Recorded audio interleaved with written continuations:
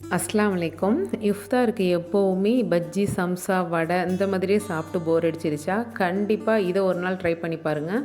இது அம்மாபட்டினம் ஸ்பெஷல் இறால் அடை தான். எப்படி செய்யலான்னு பார்க்கலாமா? இது ரொம்பவே ஒரு ஹெல்த்தியான ரெசிபியும் கூட.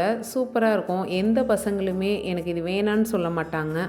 ரொம்ப ஹெல்த்தி. இதை கண்டிப்பாக ட்ரை பண்ணி பாருங்கள். இதை இப்போ எப்படி பண்ணலான்னு பார்க்கலாமா? வாங்க பார்க்கலாம்.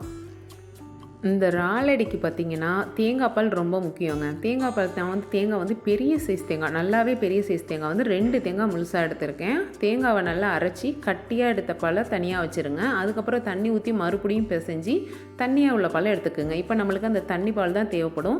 வெங்காயம் நான் ஒரு 150 கிராம் வெங்காயம், சின்ன வெங்காயம் எடுத்திருக்கேன். அதை சின்ன சின்னதாக கட் பண்ணி எடுத்துக்கோங்க.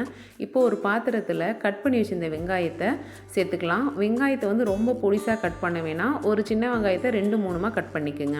அதோட நான் இறால் எடுத்திருக்கேன். இறால் ஒரு 1/4 கிலோக்கும் மேலே தான் எடுத்திருக்கேன். எனக்கு பெரிய இறால் தான் கிடச்சிச்சு. அதனால் நான் அதை 2 கட் பண்ணி எடுத்துக்கிட்டேன். உங்களுக்கு சின்ன இறால் கிடச்சிச்சு அப்படின்னா அது சேர்த்துக்குங்க. அது இன்னுமே டேஸ்ட்டாக இருக்கும். இப்போ அது கூட மசாலாலாம் சேர்த்துக்கலாம். மிளகாத்தூள் 1 டீஸ்பூன் தான் சேர்த்துருக்கேன். இதுக்கு அதிகமாக மிளகாத்தூள் சேர்க்கக்கூடாது. அதனால் 1 டீஸ்பூன் சேர்த்துருக்கேன். மஞ்சத்தூள் பார்த்திங்கன்னா அதுவும் 1 டீஸ்பூன் சேர்த்துருக்கேன். அப்புறம் தேவையான அளவு கல்லுப்பு சேர்த்துக்குங்க.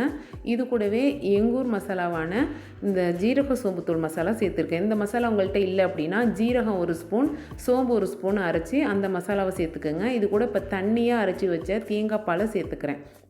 தேங்காய் பால் சேர்த்ததுமே இதை நல்லா ஒரு கலக்கி விட்டுட்டு அடுப்பில் வச்சுட்டு ஒரு 20 நிமிஷம் நம்ம மூடி போட்டு வச்சிட்டோன்னா அது நல்லா கொதித்து கொஞ்சம் வத்தியும் வந்துடும். ரொம்ப வற்றணும்னு அவசியம் இல்லை, தண்ணியோடு இருந்தாலே போதும். இப்போ திறந்து பார்த்தோம் அப்படின்னா நல்லாவே வெந்திருக்கும். இதை தனியாக ஆற வச்சிடலாம். இப்போ அடுத்தது நம்ம மாவு ரெடி பண்ணிக்கலாம். இப்போ நான் ஒரு மிக்ஸி கப்பில் இந்த காப்பிடி உலக்கில் 2 உலக்கு பருமாவு எடுத்திருக்கேன். அதாவது இடியப்ப மாவு இருந்துச்சுன்னா நீங்கள் அது கூட எடுத்துக்கலாம். 2 உலக்கு இடியப்ப மாவு எடுத்துக்குங்க. அதை நம்ம கட்டியாக தேங்காய் பால் ஃபஸ்ட்டு எடுத்து வச்சோம் இல்லையா, அந்த பாலை ஊற்றி நம்ம நல்லா அரைச்சிக்க போகிறோம் மிக்சியில். இதை நம்ம மிக்சியிலையும் அரைச்சிக்கலாம், இல்லாட்டி கையில் கூட பிசைகிறா இருந்தால் கூட பிசைஞ்சிக்கலாம். மிக்சியில் அரைச்சிக்கிட்டிங்க அப்படின்னா உங்களுக்கு ரொம்ப ஈஸியாக இருக்கும். அவ்வளோதான். இதை ஊற்றி நம்ம நல்லா அடித்து எடுத்துக்கிட்டோன்னா மாவு நல்லா கட்டியாக அரைஞ்சி வந்துடும். இதை நம்ம இப்போ ஆறி இருக்கிற அந்த கிரேவியோடு சேர்த்து நல்லா கலக்கி விட போகிறோம்.